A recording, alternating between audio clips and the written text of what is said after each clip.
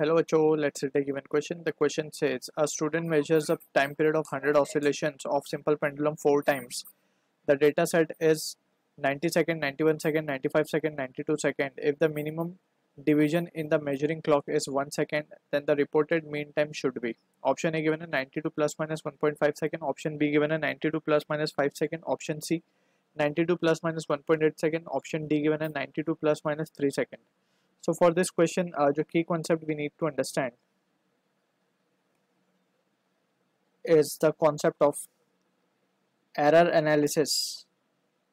So यहाँ पे we will be dealing with mean error या फिर इसको average error भी बोल सकते हैं, ठीक है, and absolute error. So along with the concept itself, we will try to solve the question given. तो यहाँ पे हम mean error पहले calculate करते हैं. सो जितनी भी रीडिंग्स हमें गिवन है उसका हम मीन निकाल लेंगे, that is a mean. So that will be equals to let's say reading A1 A2 A3 है. सो A1 प्लस A2 अगर 5 रीडिंग है तो डिवाइड बाय 5, जितनी रीडिंग्स है उसका बेसिकली हमें एवरेज निकालना होगा. तो 90 plus 91 plus 95 plus 92 divided by 4 readings है तो डिवाइडेड बाय 4. अब इसको सॉल्व करने पे आंसर आएगा हमारे पास 92. ठीक है, तो ये मीन मिल गया हमें, that is the true value. Actually this is what we called as true value. ठीक है, अब इस ट्रू वैल्यू के अंदर पॉसिबिलिटीज क्या क्या है एरर होने की वो हमें निकालना होगा. तो उसके लिए हमें निकालना होगा mean absolute error. Mean absolute error. ठीक है, तो सबसे पहले मीन एब्सोल्यूट एरर निकालने के लिए हम निकालेंगे डेल्टा A1.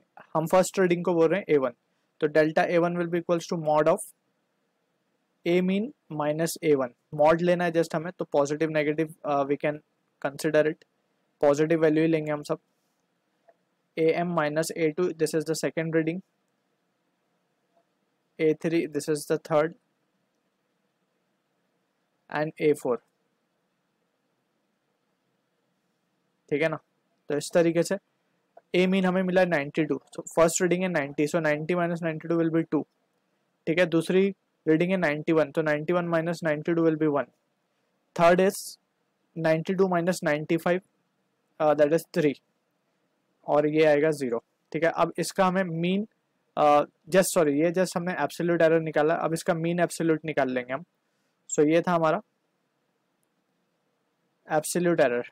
ठीक है, अब मीन एब्सोल्यूट एरर किस तरीके से निकाला जाएगा, जस्ट इट विल बी इस तरीके से हम इसका मीन एब्सोल्यूट एरर निकालेंगे, जो कि होगा delta A1 plus delta A2 plus delta A3 and so on divided by 4.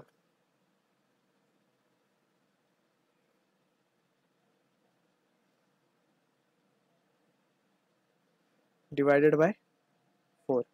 तो यहाँ पे वैल्यू आ जाएगी हमारे पास 2 plus 1 plus 3 divided by 4, that will be equals to, ये हो जाएगा 6/4, दैट इज 1.5 सेकेंड्स.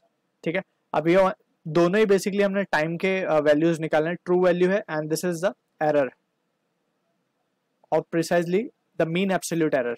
ठीक है, तो फाइनल रीडिंग जो हम लिखेंगे और the mean time what we can write is therefore